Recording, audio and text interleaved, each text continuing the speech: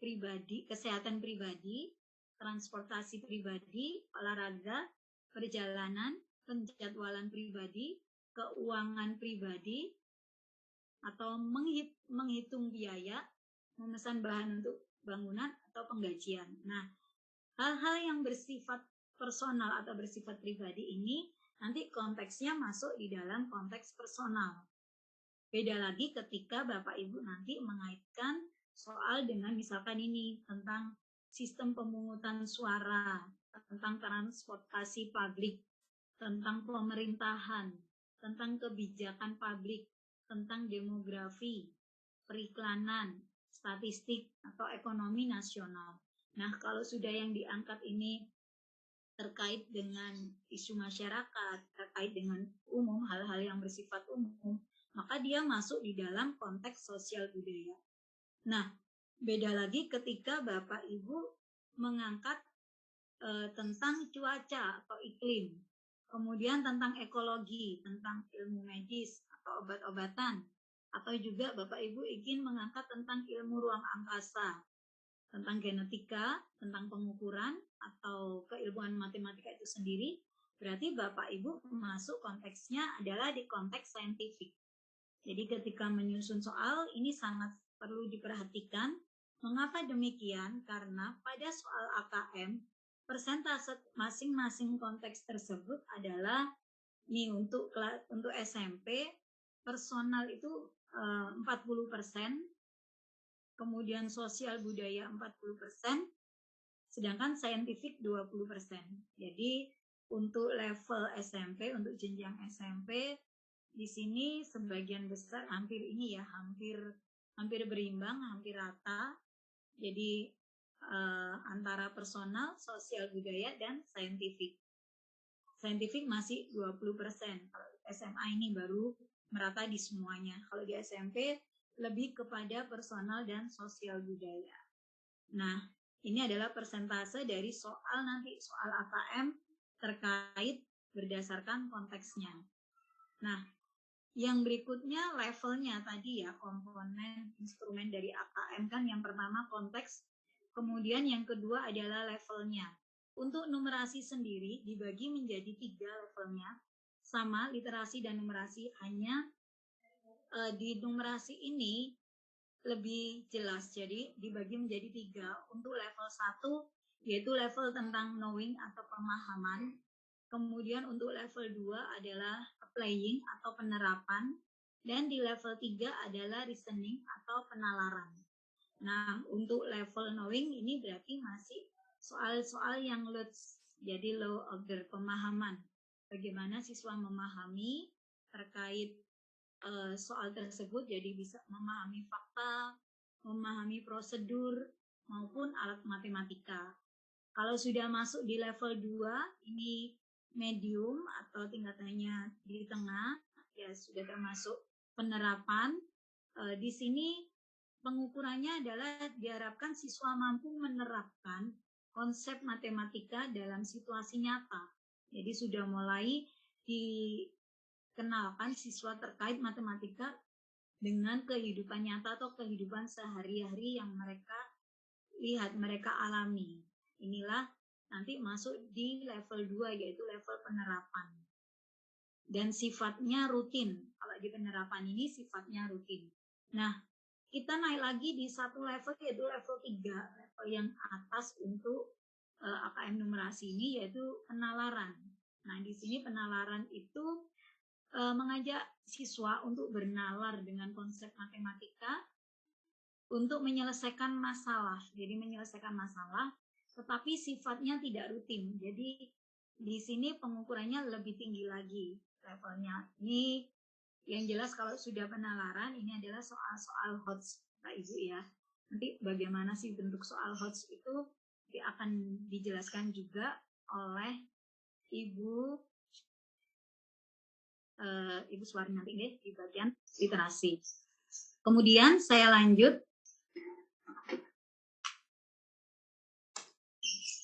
Untuk persentasenya, untuk persentase di level kognitif ini, untuk SMP, jenjang SMP adalah 25% pemahaman, 50% penerapan, dan 25% penalaran. Jadi di SMP ini masih persentase terbesar adalah di penerapan atau playing. Selanjutnya,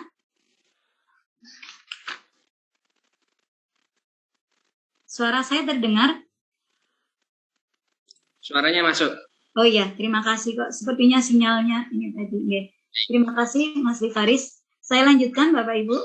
Terkait tadi kita sudah menyampaikan terkait konteks, kemudian levelnya. Nah, akses apa ini namanya? Yang ketiga adalah terkait konten dari numerasi itu sendiri.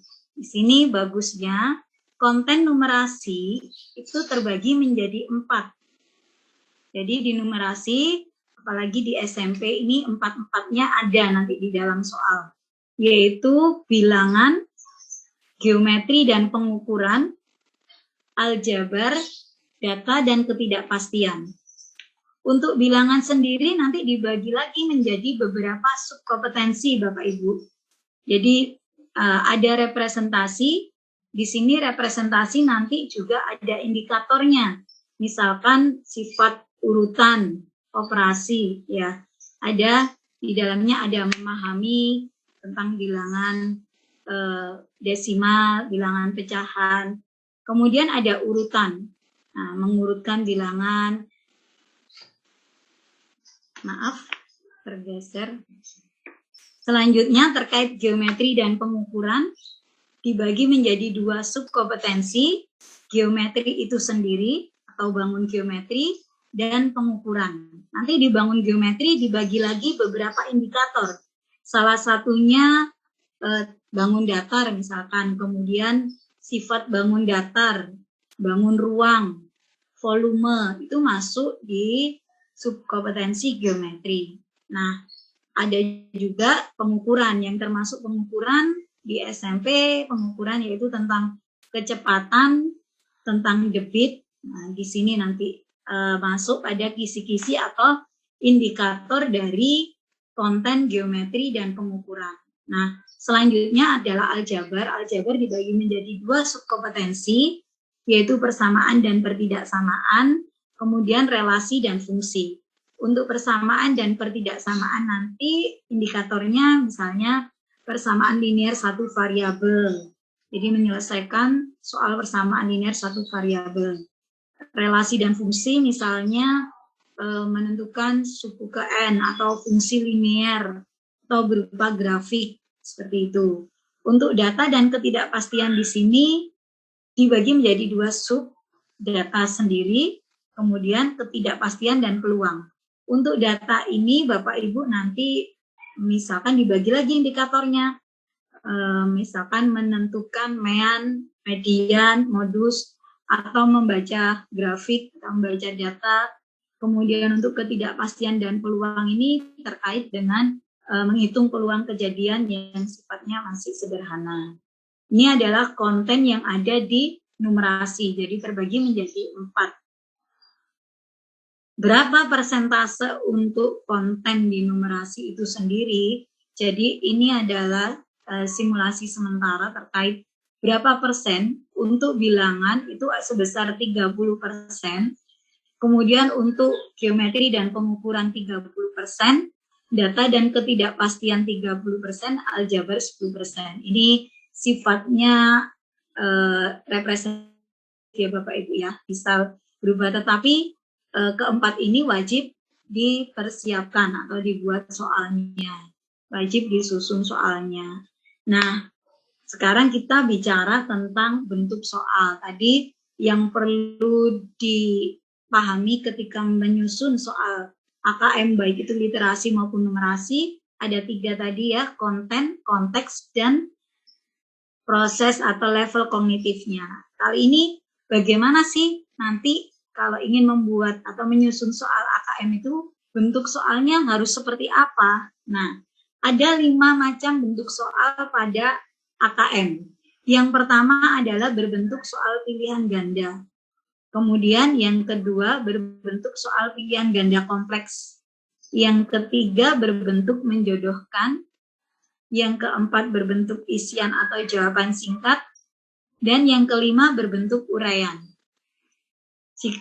Yang kita ketahui kan selama ini mungkin kita sudah sering mencobakan soal-soal kepada siswa, kepada peserta didik, biasanya kan bentuknya ini, pilihan ganda, isian atau jawaban singkat, atau soal uraian. Nah, yang sedikit berbeda soal AKM dengan soal UN, kalau soal UN kemarin hanya pilihan ganda ya Bapak Ibu, di soal AKM ini ada 5 bentuk soal dan kelima-limanya ini memang tersaji di soal AKM.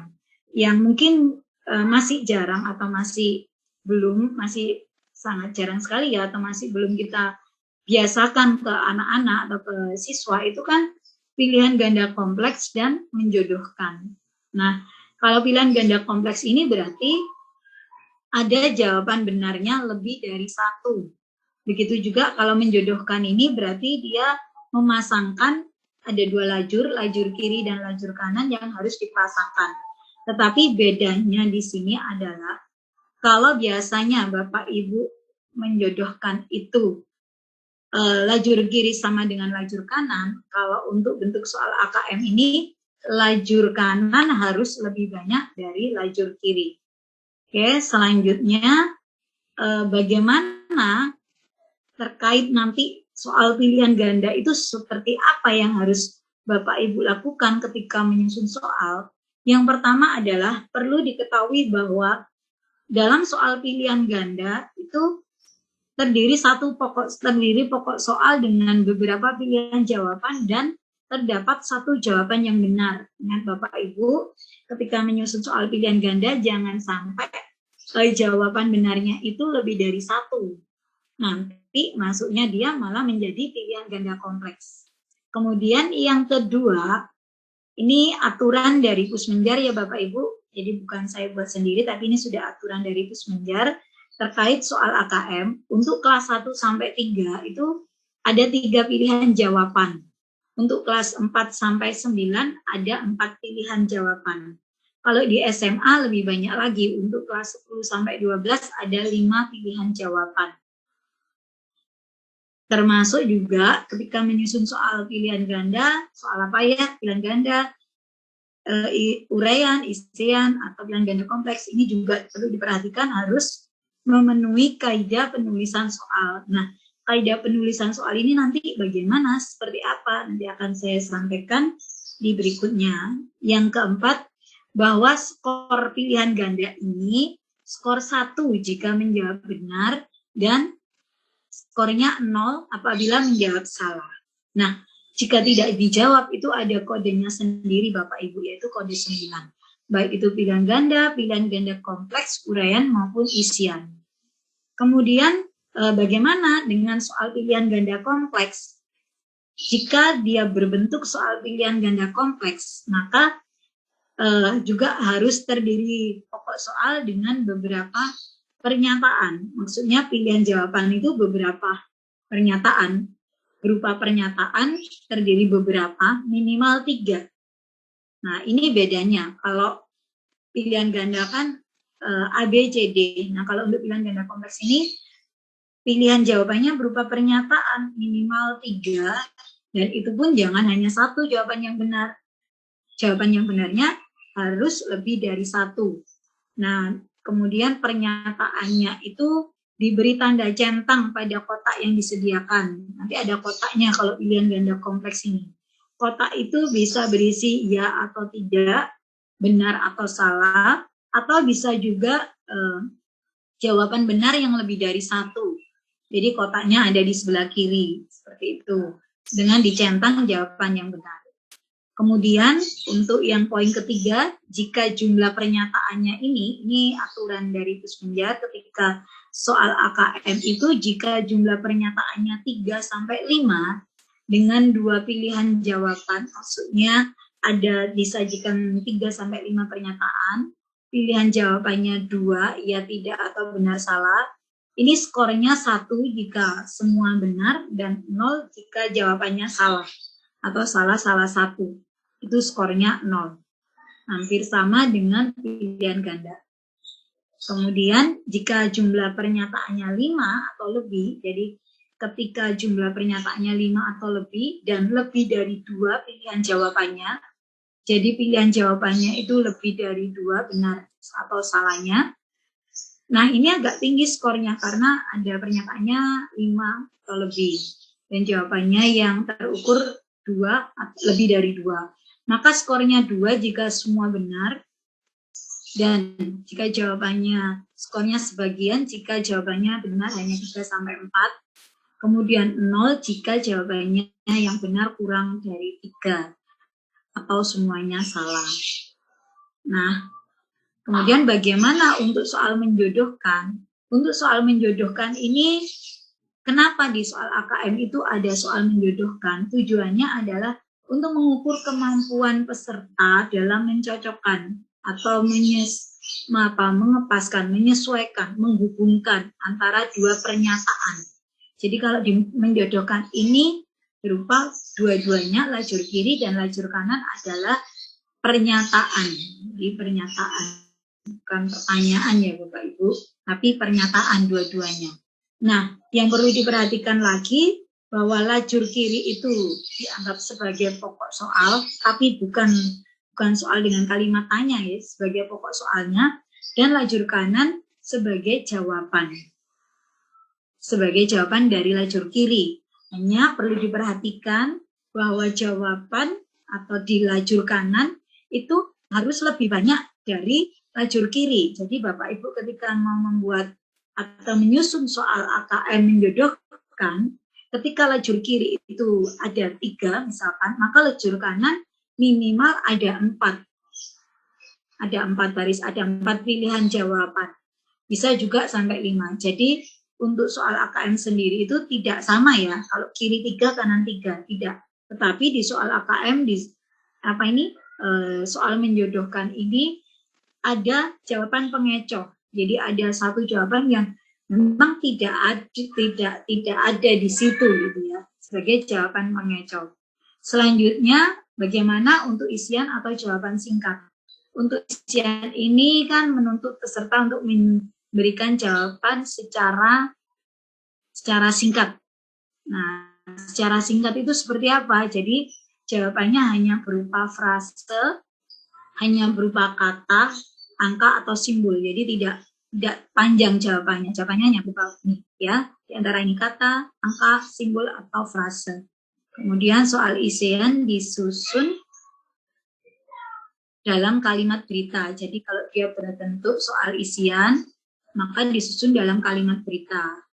Tapi ketika dia membuat jawaban singkat, maka disusun dalam bentuk pertanyaan. Tapi tetap karena jawaban singkat, maka jawabannya nanti harus berupa angka, simbol, kata, atau frase, tidak kalimat. Nah, bagaimana terkait soal isai atau uraian? Yang pertama, untuk skor soal isai atau uraian, ini disesuaikan dengan kompleksitas jawaban. Jadi kalau skor uraian itu bervariatif. Yang tertinggi itu kemarin buat soal itu 3 skor maksimalnya. Nah, bisa. Jadi itu nanti dibuat mulai dari skor tertinggi itu apabila memenuhi kunci kata. Jadi Bapak Ibu ketika menyusun soal AKM baik itu numerasi maupun literasi perlu diperhatikan terkait dengan ini ya, ketika membuat soal uraian itu adanya kunci kata. Kunci kata itu apabila nanti siswa itu memenuhi kunci kata semuanya, mungkin ada 3 atau 4, maka dia dianggap benar. Tapi kalau hanya memenuhi sebagian, maka ada skornya sendiri, berarti skor sebagian. Nah, kalau tidak ada, berarti dianggap salah. Jadi disediakan pedoman penskoran sebagai acuan pemberian skor. Kemudian soal yang menuntut peserta didik untuk mengemukakan gagasan-gagasan dalam bentuk uraian tertulis. Ini adalah terkait mengapa ada soal uraian di AKM. Kemudian selanjutnya skor tertinggi diberikan pada jawaban yang memenuhi semua kriteria atau kunci jawaban benar. Jadi ketika Bapak Ibu membuat atau menyusun soal uraian, ini perlu adanya kunci jawaban atau kunci kata yang nanti itu adalah sebagai pedoman penskoran. Ya, misalkan ternyata dalam soal Bapak Ibu ada beberapa kunci kata, berarti dia sudah kompleks soalnya. Nah, itu perlu adanya pedoman penskoran. Sehingga skor tertinggi itu diberikan pada jawaban yang semua kriteria benar atau di jawaban itu memenuhi semua kunci kata yang sudah dibuat. Skor sebagian jika diberikan kepada jawaban yang kurang memenuhi kriteria atau kunci jawaban benar. Jadi mungkin ada beberapa yang ada di kunci kata dan ada beberapa yang salah. Maka ini nanti akan masuk dalam skor sebagian.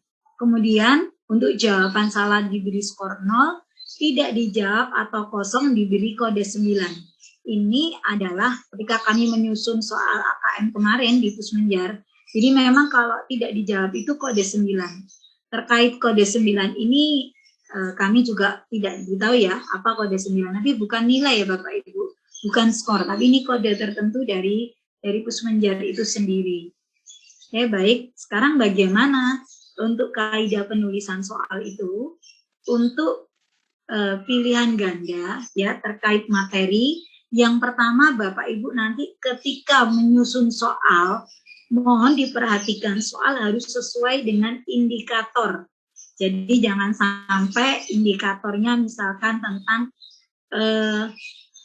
tentang pola bilangan, tentang menentukan suku ke N.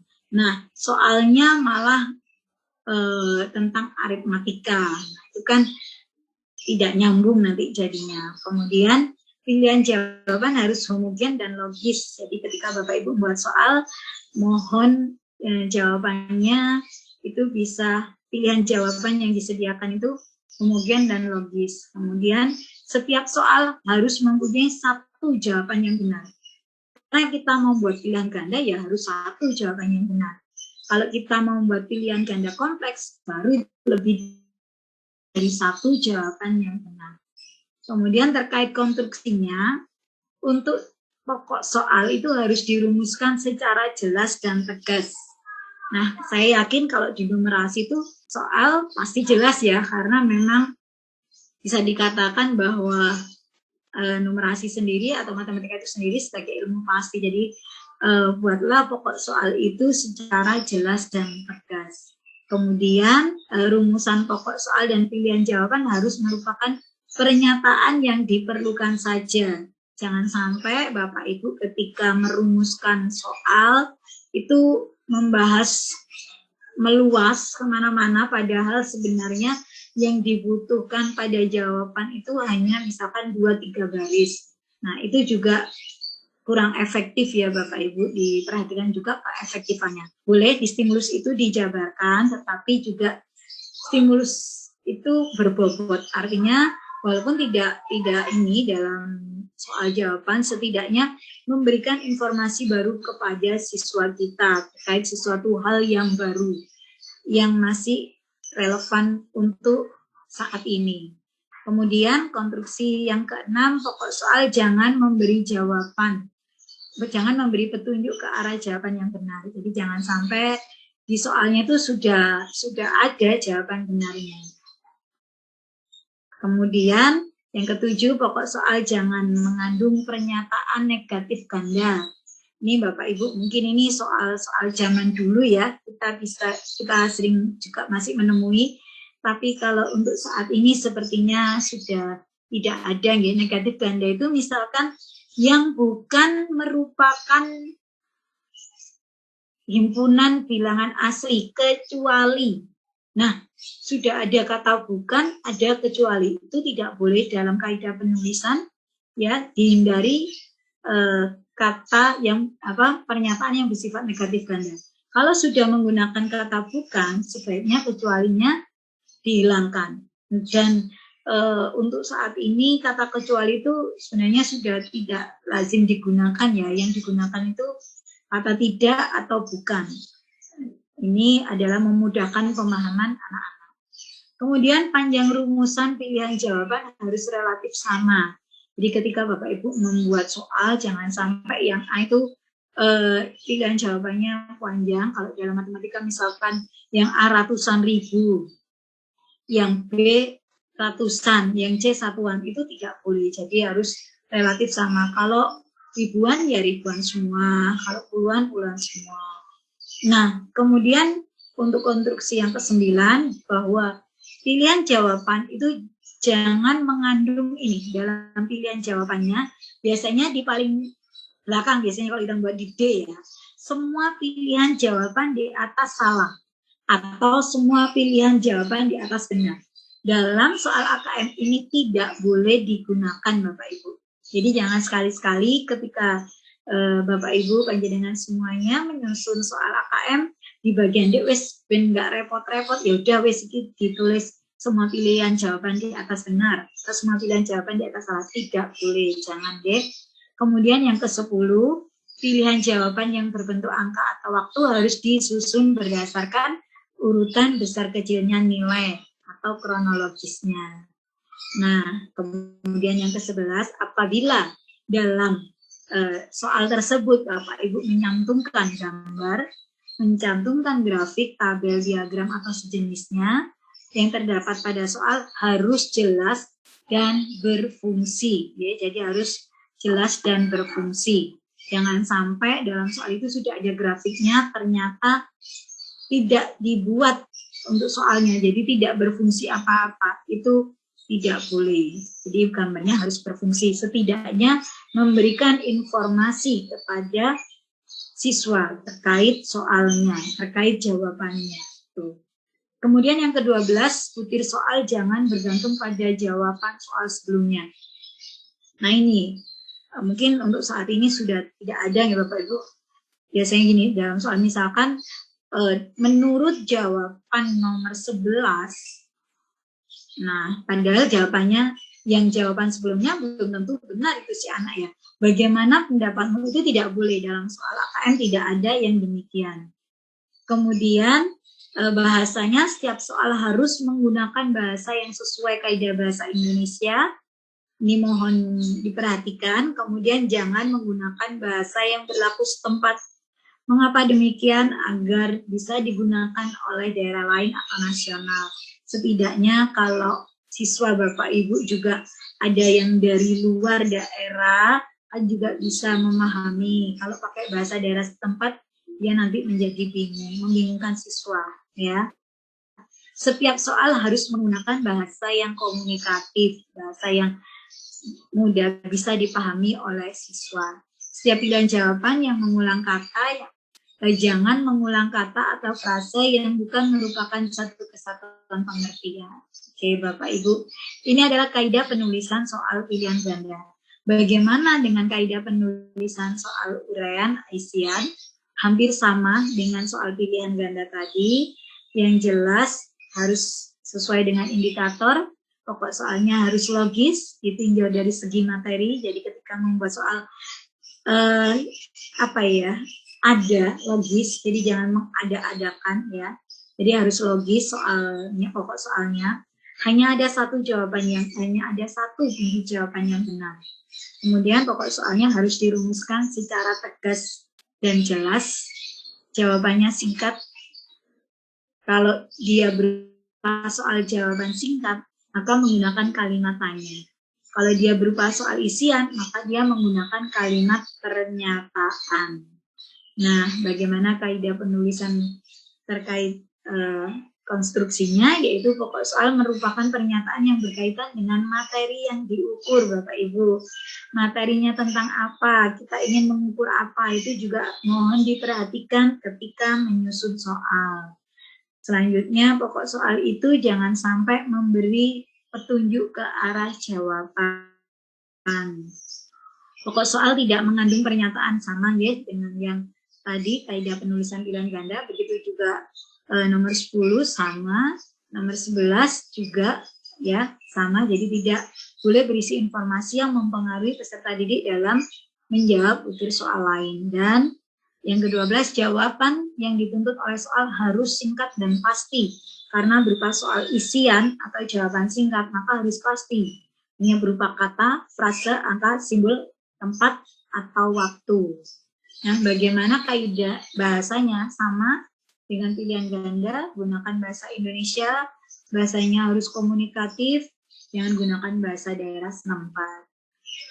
Nah, karena tadi sudah dari bentuk soal, kemudian mulai dari konten, konteks, level, kemudian bagaimana bentuk soalnya, bagaimana kaidah penulisannya. Kali ini saya akan berikan contoh soal AKM numerasi. Soal AKM numerasi ini adalah salah satu contoh soal AKM. Mungkin juga bisa berbeda ya ini Bapak Ibu. Di sini adalah kontennya, jadi kita mulai lihat dari kontennya. Kontennya adalah geometri ya, di sini trigonometri ya. Kisi-kisinya atau indikatornya adalah memahami sifat-sifat bangun datar dan hubungan antara bangun datar serta dapat menggunakan teorema Pythagoras. Ini adalah salah satu kisi-kisi dari soal AKM.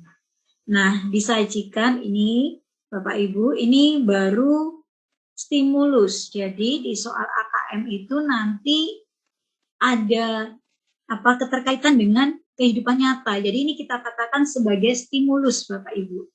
Menentukan ukuran rumah yang ideal memang susah-susah gampang. Pada dasarnya ukuran sebuah rumah harus disesuaikan dengan jumlah orang yang nanti akan tinggal di dalamnya. Nah, ini adalah stimulusnya Bapak Ibu. Ini belum ke soal ya Bapak Ibu. Dari stimulus ini juga didukung dengan tabel. Nah, ini ada tabelnya. Tabel ini harus berfungsi di soal. Oke, sekarang kita lihat soalnya. Nah, ini soalnya. Pak Ali berencana akan membuat sebuah bangunan rumah yang akan dihuni bersama dengan istri dan satu anaknya. Kriteria rumah yang ingin dibangun Ali adalah ini. Ini kriteria rumah yang mau dibangun sama Pak Ali. Nah, luas tanah minimal yang diperlukan Pak Ali jika ingin rumah yang dibangunnya termasuk kriteria ideal, berarti berapa luas minimalnya? Maka di sini ini dari soal ini kita tahu tadi yang sebelumnya ini adalah sebagai stimulusnya. Jadi ini satu soal masihan ya Bapak Ibu. Maaf. Nah, ini masih satu soal dengan ini. Yang sebelumnya ini adalah sebagai stimulus. Apa bisa dikatakan teksnya. Kemudian ini baru soalnya. Nah, kriteria yang ingin rumah yang ingin dibangun Pak Ali ini. Maka kita kan harus tahu. Pak Ali tidak memiliki asisten rumah tangga. Ia tidak membuat kamar asisten rumah tangga. Pak Ali tidak membuat kamar khusus tamu. Berarti di sini ini ada ruangan dengan ada kamar tidur utama dan seterusnya, panjang dan lebarnya. Ketika ada kriteria tadi berarti harus kita hitung dari sini, dari tabel ini. Nah, maka di sini tabel tadi berfungsi pada soal ini sehingga bisa nanti terukur mana jawaban yang benar. Oke, dari soal 1 ini kalau kita perhatikan dia konteksnya ini Pak Ali berencana membangun rumah. Berarti konteksnya adalah konteks personal Bapak Ibu. Bentuk soalnya adalah soal pilihan ganda. Kemudian proses atau level kognitifnya di mana ini ya level kognitifnya? Sudah masuk penerapan atau masih di pemahaman Bapak Ibu? Sudah masuk penerapan ya. Jadi sudah masuk penerapan karena di situ mampu menerapkan konsep matematika dalam situasi yang nyata dan rutin. Nah, ini kita bisa buat soal 1 nih. Kemudian soal berikutnya masih di stimulus yang sama dengan tadi. Ini ya Bapak Ibu.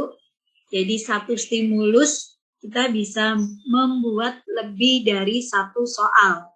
Tetapi ketika Bapak Ibu nanti menyusun soal AKM, baik itu literasi maupun numerasi, ketika dengan berbeda nomor, stimulusnya dicantumkan lagi. Jangan sampai hanya satu, kemudian bawahnya langsung pertanyaan. Ya, kalau di soal AKM, wajib dicantumkan lagi. Tetapi mungkin kalau Bapak Ibu menghemat, mungkin kalau sudah tatap muka menghemat kertas atau apa, cukup satu, ya tidak apa-apa. Cuman kan nanti untuk melatih siswa kita, karena online, daring, ya sebaiknya dicantumkan ulang atau dicantumkan lagi. Nah, kali ini soalnya luas tanah minimal, tapi dia berbentuk soal isian. Ini adalah soal isian. Sofi, mohon maaf. Ya. Waktunya 5 menit lagi. Oke, siap Mas. Bentar ya. Terima kasih Mas Yukaris. Saya lanjut Bapak Ibu. Ini soal masih sama kontennya. Tidak saya masukkan kontennya karena slide-nya memang terbatas ya, khawatir tulisannya malah kecil. Ini ada tambahan stimulusnya. Boleh menambahkan stimulus seperti ini Bapak Ibu. Stimulus yang tadi ditambah stimulus ini, kemudian soalnya berdasarkan dana rumah yang diberikan, tentukan apakah ruangan-ruangan berikut ideal atau tidak ideal. Jadi ini membandingkan, ini sebuah dana dengan ukuran rumah ideal yang tadi disajikan dalam bentuk tabel. Nah, ini rumah makannya apakah ideal atau tidak ideal. Ini adalah termasuk bentuk soal pilihan ganda kompleks. Kemudian tadi terkait itu ya kita sudah dapat 3 soal. Nah, masih di trigonometri atau geometri yang berikutnya menghitung volume bangun ruang dan luas permukaan ya. Bangun prisma segitiga, tabung, dan bentuk komposit. Ini adalah kisi-kisinya atau indikatornya.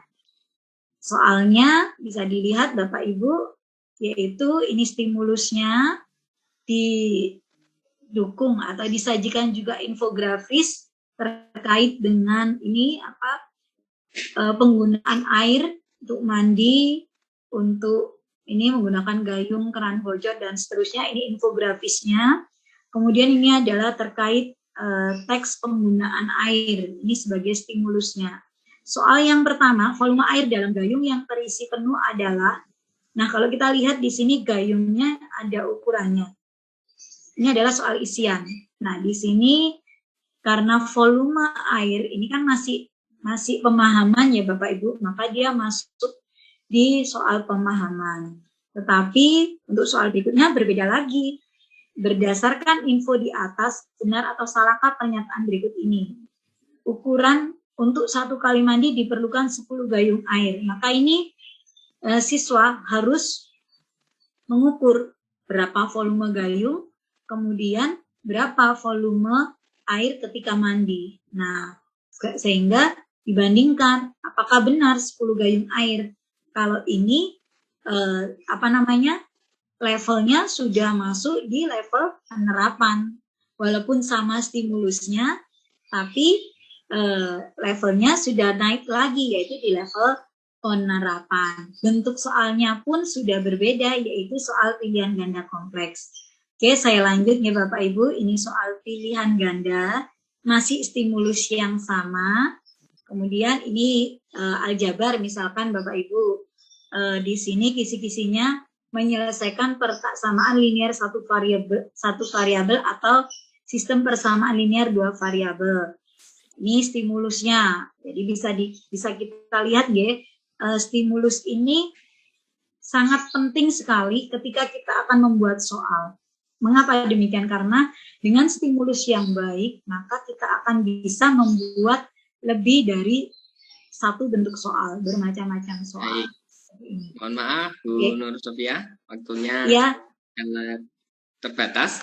Baik Mas. Nah ini Bapak Ibu beberapa contoh yang lainnya, nanti kita bisa coba ketika nanti ada pertanyaan ya. Ya demikian yang bisa saya sampaikan.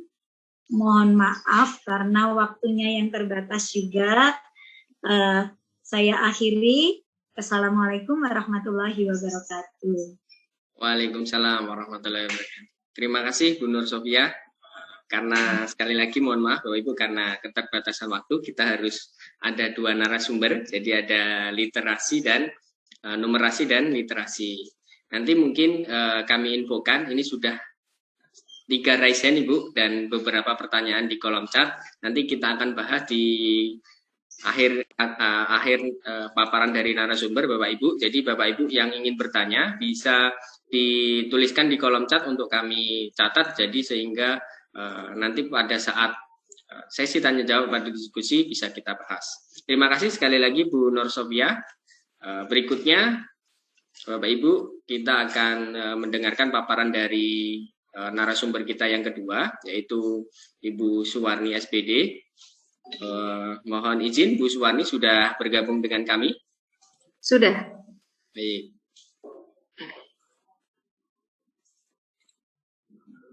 Baik Bapak Ibu, berikutnya narasumber kita yang kedua yaitu Bu Suwarni SPD. Beliau juga salah satu tim penyusun soal dan tim telaah soal asesmen kompetensi minimal dari Pusmenjar, Bapak Ibu.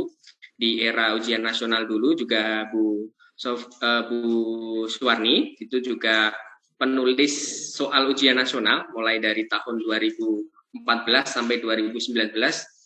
Ujian nasional dari Puspendik, kemudian di era asesmen nasional ini juga tergabung menjadi penyusun soal dan tim telaah soal AKM dari Pusmenjar tahun 2020 sampai dengan sekarang. Beliau juga narasumber nasional, Bapak Ibu, beberapa webinar maupun pelatihan yang sudah beliau isi, diantaranya ada penulisan soal ujian nasional Puspendik, narasumber di beberapa wilayah, bedah soal UN di berbagai wilayah, ada di Palembang, Bangka Belitung, Cilegon, NTT, dan lain-lain. Kemudian di era asesmen nasional ini, atau AKM, juga beliau sudah mengisi kegiatan pelatihan maupun webinar di berbagai wilayah, diantaranya ada di Provinsi Sulawesi Selatan, Sumatera Selatan, Bangka Belitung, Kalimantan Tengah, dan Surabaya, dan beberapa kota di Provinsi Jawa Tengah. Baik Bapak Ibu, nanti sambil berjalan sekali lagi nanti akan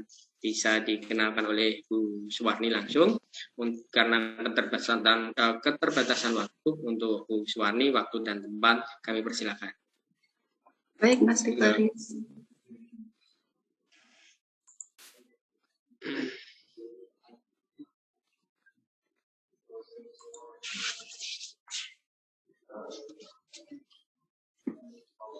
Bismillahirrahmanirrahim. Assalamualaikum warahmatullahi wabarakatuh. Selamat siang Bapak Ibu semua yang masih tetap semangat di depan gadget masing-masing untuk mengikuti webinar penyusunan soal AKM baik numerasi maupun literasi. Sebelumnya terima kasih kepada pihak EduBrain yang telah memberikan kesempatan kepada kami berdua untuk sedikit berbagi ilmu di sini. Berikutnya tidak lupa saya ini menyapa juga kepada yang terhormat Bapak Sutarmo SPD MPD selaku Ketua MKKS di Kota Surakarta, Bapak Ibu Kepala Sekolah dan Bapak Ibu Guru semua yang ada di Kota Surakarta, terutama ini untuk jenjang SMP, baik sekolah negeri maupun swasta. Bapak Ibu yang dirahmati Allah Subhanahu wa taala, perkenankan saya di sini akan menyampaikan terkait dengan penyusunan soal AKM literasi SMP. Kalau Bapak Ibu sudah mengikuti beberapa webinar, pasti sudah biasa sebenarnya ya bagaimana sih soal AKM literasi itu. Namun perlu kami sampaikan atau kami review kembali terkait dengan bagaimana cara menyusun soal AKM terutama literasi tersebut. Bapak Ibu, AKM itu agak berbeda dengan ujian nasional. Tentunya Bapak Ibu sudah pirsa semua dan saya tidak akan membahas apa itu AM dan perbandingannya dengan UN, tetapi saya akan langsung kepada penyusunan soal AKM yang literasi, Bapak Ibu ya. Nah.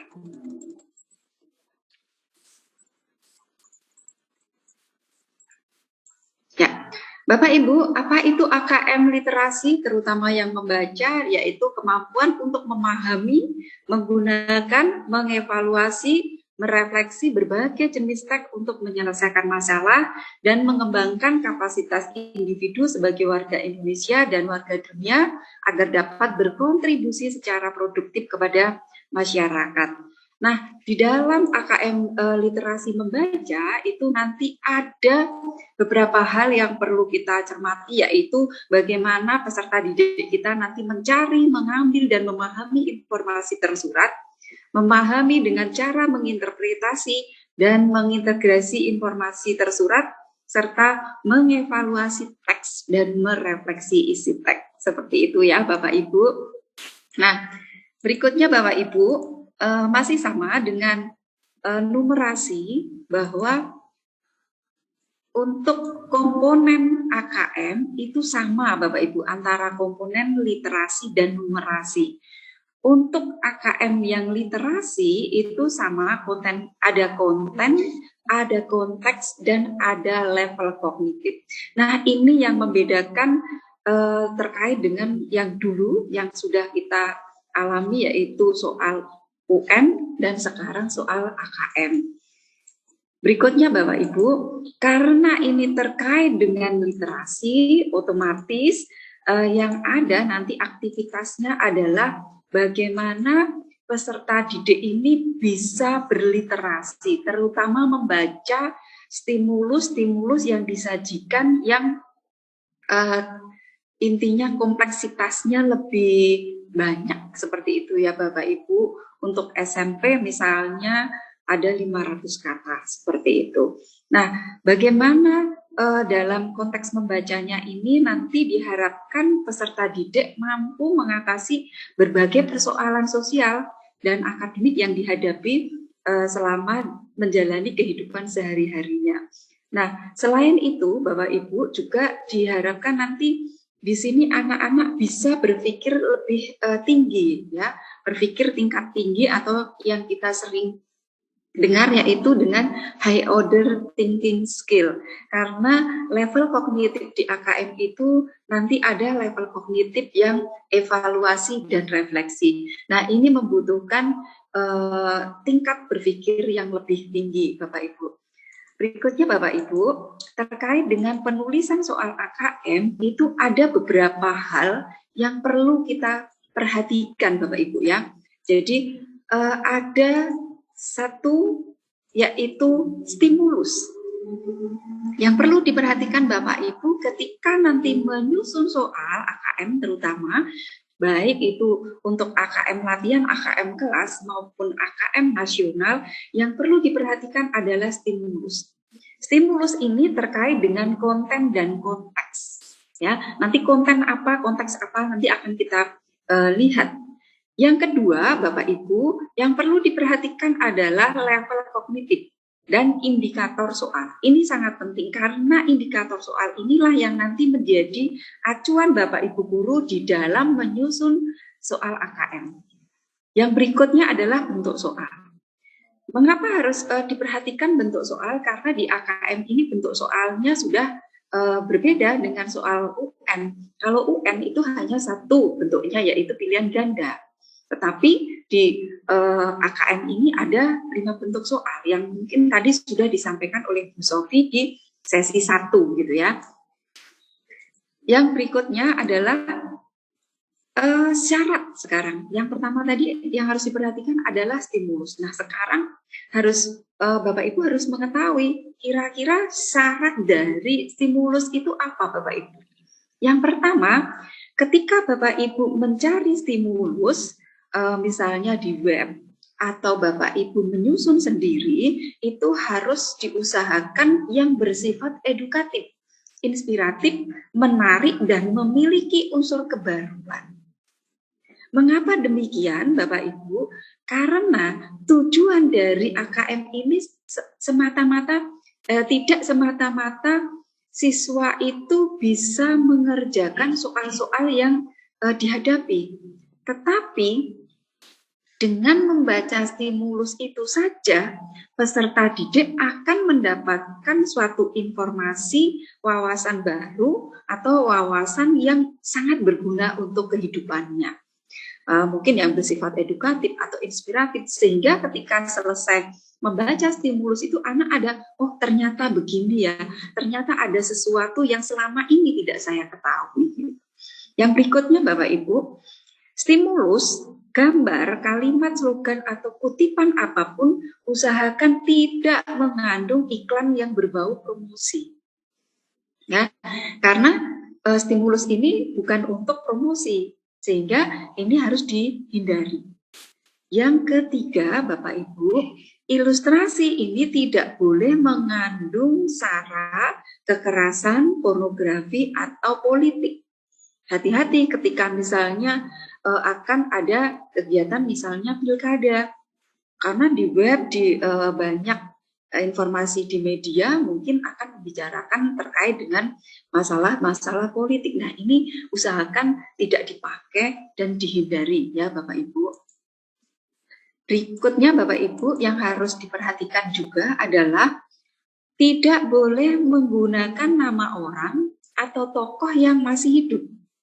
Misalnya, Bapak Ibu akan mengambil satu artikel yang di dalamnya ada nama tokoh-tokoh nasional gitu ya.